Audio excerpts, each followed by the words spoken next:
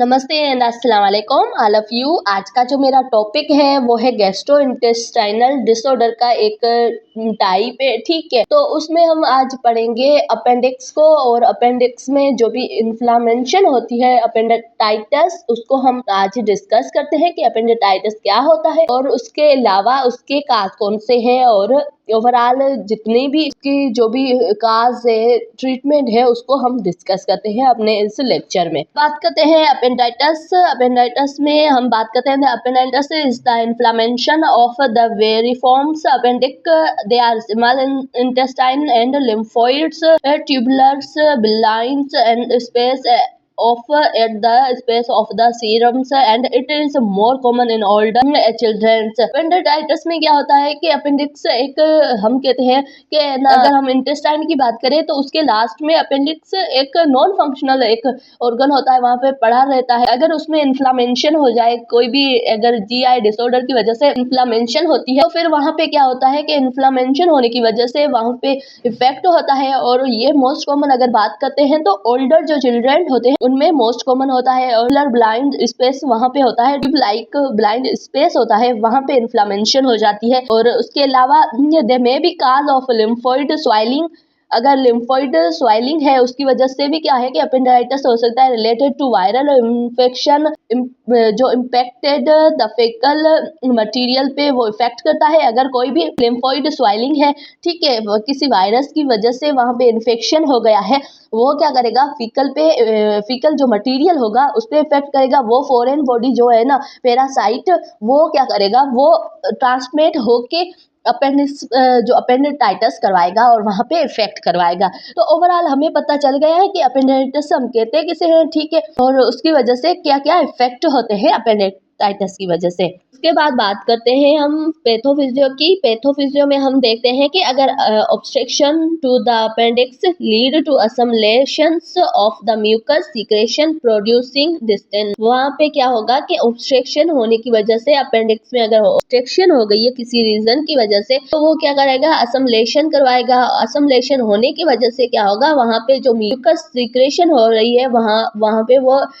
इकट्ठी हो जाएगी, असमलेट हो जाएगी, उसकी वजह से डिस्टेंशन आएगी। और डिस्टेंशन जो है ना, वो क्या काज करवाती है, वो अकलेशंस एंड कैपिलरीज जो होता है उनमें, और वाल ऑफ द अपेंडिक्स वहाँ पे प्रोग्रेसली एब्सिस करवाती है, ठीक है। जो वाल ऑफ द अपेंडिक्स के जो वाल होते हैं और कैपिलरीज होती है, वहाँ पे progressively to the formation of abscess, वहाँ पे पस जमा होना स्टार्ट हो जाती है, और उसकी वजह से फिस्टुलास एंड पस दोनों होती है। और उसकी वजह से क्या होता है, perforation occurs due to the increase हो जाता है, इंट्राल्यूडिनल प्रेशर इंक्रीज हो जाता है। और प्रेशर इंक्रीज होने की वजह से after rapture of the appendix, और अपेंडिक्स रैप्चर हो जाता है, उसकी वजह से जो बाउल कंटामिनेटेड कॉन्टेक्ट, जो बाउल कॉन्टेक्ट कंटामिनेटेड, अगर हम कहते हैं, हमें पता है बाउल में कंटामिनेटेड चीजें होती है,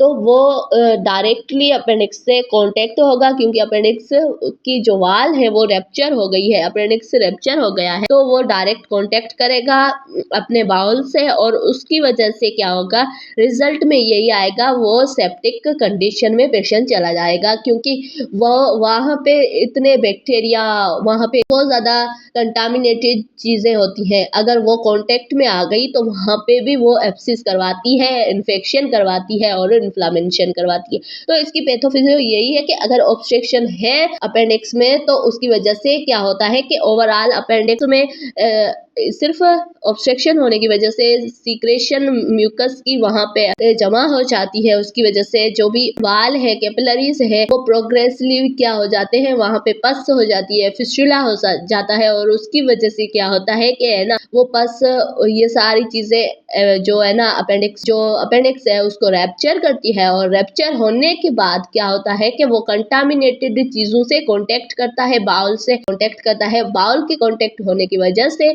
उसमें सेप्टिक कंडीशन आती है जो इन्फेक्शन और इन्फ्लामेशन काज करवाती है। उसकी वजह से अगर ज़्यादा सीवियर कंडीशन है तो हम उसके लिए अलग ही ट्रीटमेंट करते हैं। तो ये सारी थी इसकी पैथोफिजियो के हम किस तरह से अपेंडाइटिस में हमें किस तरह से कि इसकी पैथोलॉजी क्या है, तो हमें पता होना चाहिए कि इसकी पैथोलॉजी ये है, ये क्यों रैप्चर होगा, क्यों इसमें ऑब्स्ट्रक्शन आई, ये सारी चीज़ें हमने डिस्कस की है। डिस्कस करते हैं क्लिनिकल फीचर कौन कौन से होते हैं बच्चे में अगर अपेंडिक्स हो गया है। तो सबसे पहले acute pain progressing initiated and localise to right upper lower कॉर्डन पे, वहाँ पे पेन होगा और वो लोकलाइज हो जाएगा, मतलब कि एक हल्का सा पेन होगा और वो लोकलाइज होगा राइट अपर कॉर्डन तक। और उसके अलावा अगर हम देखते हैं कि है ना point which is children characterise the points with the fingers, वो फिंगर की पॉइंट से बताएगा कि मुझे कहाँ पे पेन है।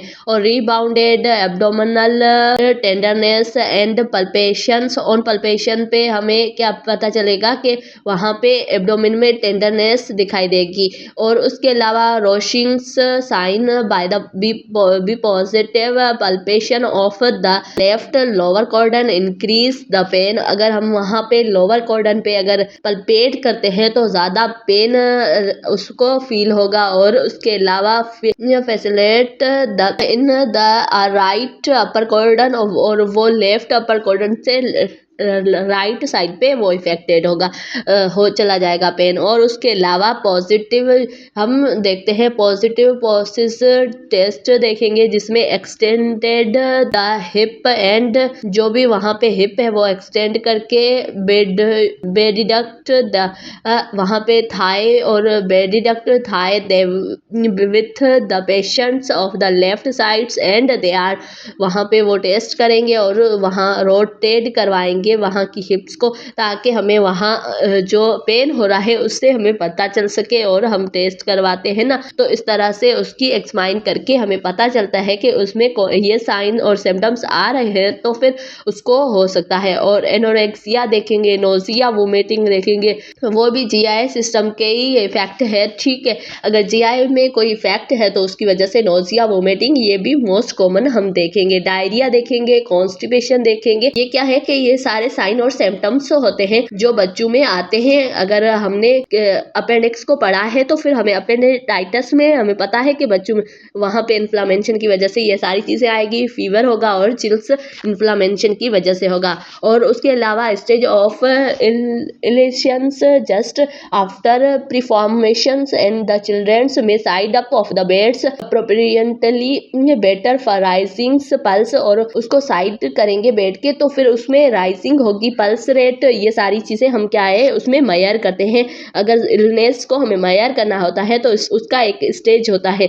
और उसके अलावा may be they are only indicate for the perforations before they are observe sign of the peritonitis development. हमें क्या है कि कुछ चीज़ें डेवलपमेंट जो प्रेस्टेंटाइटिस डेवलप होने के ये सारी चीज़ें हम ऑब्जर्व करते हैं, उसमें अगर साइन आ रहा है तो हमें पता चलेगा कि इसकी इलनेस स्टेज ऑफ इलनेस क्या है, और हमें उसका जो भी एबनॉर्मलिटी है हमें पता चलेगा। और उसके साइन और सिम्टम्स से हम ये सारी चीज़ें मेजर करते हैं। उसके बाद बात करते हैं डायग्नोस की। डायग्नोस में हम क्या करेंगे, होमोग्राम जो शोइंग टेस्ट होती है वो करवाएंगे। पॉलीमार्फो न्यूक्लियर लिकोसाइट टेस्ट करवाते हैं जिसमें हमें होमोग्राम का पता चलता है। और उसके अलावा urine microscopy rules out of the urinary tract infection में हम आउट करके हमें पता चलता है कि कहाँ पे इन्फेक्शन है। और उसके अलावा एब्डोमिन अल्ट्रासाउंड करवाते हैं जिसमें इनलार्जमेंट हम एब्डोमिन जो अपेंडिक्स है उसकी देखते हैं। और उसके अलावा इनकम्प्रेसिबल देखते हैं जो भी अपेंडिक्स है उसको कि कहाँ पे उसका इफेक्ट है। और उसके अलावा हम कंप्यूटरलाइज हम एक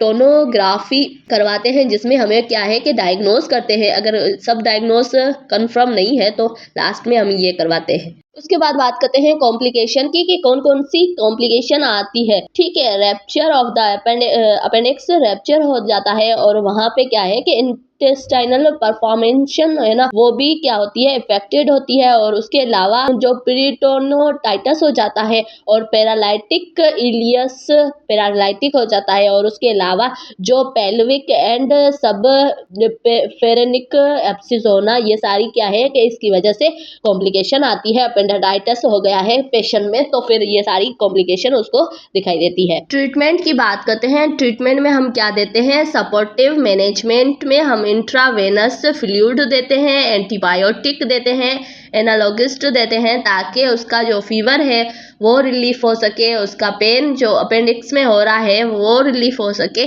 और उसके अलावा जो भी फ्लूइड उसको रिक्वायरमेंट है उतना हम उसको फ्लूइड देते हैं, ठीक है, इंट्रावेनस आईवी के थ्रू। और उसके अलावा surgical intervention is definitive treatment के एक सर्जिकल इंटरवेंशन एक डेफिनेटिव उसका ट्रीटमेंट होता है। अपेंडेक्टोमी थ्रो द लिब्रोस्कोपी और ओपन एब्डोमिन को ओपन करके हम लिब्रोस्कोपी करवाते हैं। Approach is perform as early as possible. वो क्या है कि हम अगर स्टार्ट में करवाते हैं तो फिर वो पॉसिबल होता है। अगर हमने उसको अपेंडेक्टोमी हमें नहीं करवानी है तो फिर क्या है कि वो एक पॉसिबिलिटी उसकी कम हो जाती है, क्योंकि यहाँ पे लिब्रोस्कोपी हम के थ्रू हम एब्डोमेन को पूरा ओपन करते हैं और उसके बाद हम क्या करते हैं, अब वहाँ पे परफॉर्म करते हैं कि उसकी उस अपेंडिक्स को निकाला जाए बॉडी से। तो ये सारी ठीक है ट्रीटमेंट हम किसी पेशेंट का किस तरह से करते हैं।